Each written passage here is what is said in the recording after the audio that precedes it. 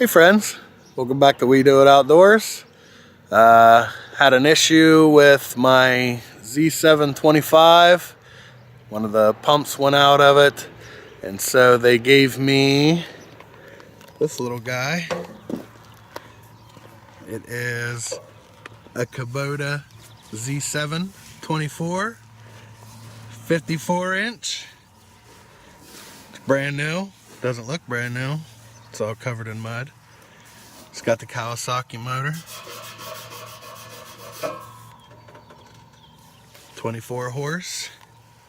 Little thing's a tank. So we're gonna have it for a while till my other one's fixed.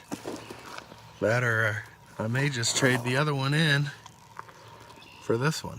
But there's the size of the deck. Kubota. Thing is so easy. A horse could run it. I'm a horse. Nay.